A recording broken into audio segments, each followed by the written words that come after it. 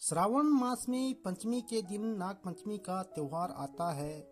इस दिन नागों की पूजा की जाती है। उसे गरुड़ पंचमी भी कहते हैं। इस त्योहार वाले दिन खेतों में हल चलाना, सब्जी काटना आदि कार्य नहीं किए जाते हैं। इसके पीछे एक कथा है। कहते हैं कि बहुत वर्षों पूर्व किसी गांव में एक किसान रहता था।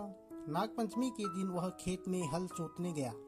कुछ देर काम करने के पश्चात वह आराम करने बैठ गया। उसका 8 वर्षीय पुत्र भी वहीं आ पहुंचा। दोनों पिता पुत्र बातें करने लगे।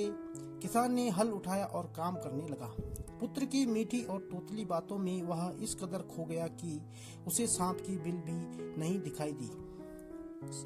उसकी लापरवाही के कारण सांप के छोटे छोटे बच्चे हल की नोक से कुचले गए। थोड़ी देर बाद सांप वापस आया तो वह अपने मरे हुए बच्चों को देख फुफकारने लगा।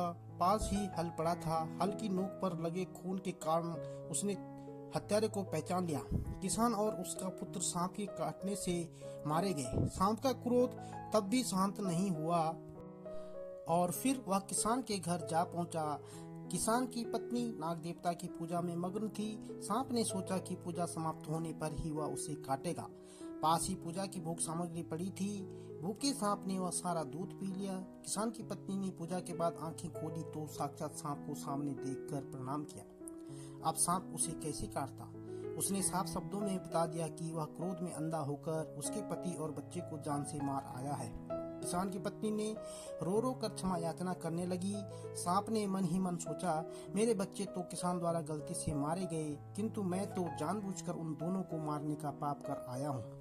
उसने किसान की पत्नी से कहा, शीघ्र चलो, मैं तुम्हारे पति और पुत्र का सारा विष चूस कर उन्हें जीवित कर देता हूँ। किसान की पत्नी उसके साथ खेत की ओर भागी। सांप ने दोनों मृत शरीरों से सारा विष चूस लिया। कुछ ही देर में किसान और उसका पुत्र आंखें मलते हुए उठ बैठे। सबने मिलकर सांप को नमस्कार किया और सांप ओझल हो गया।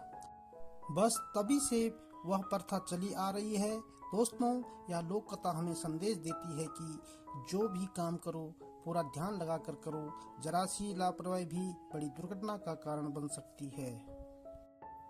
आपको यह कहानी कैसी लगी हमें कमेंट करके जरूर बताएं और हमारे YouTube चैनल पर यदि नए हैं तो चैनल को सब्सक्राइब जरूर करें और साथ में बेल आइकन को दबाकर ऑल पर सेट कर लीजिएगा ताकि आपको हमारी आगे आने वाली वीडियो का नोटिफिकेशन मिलता रहेगा। कहानी सुनने के लिए आपका बहुत बहुत धन्यवाद।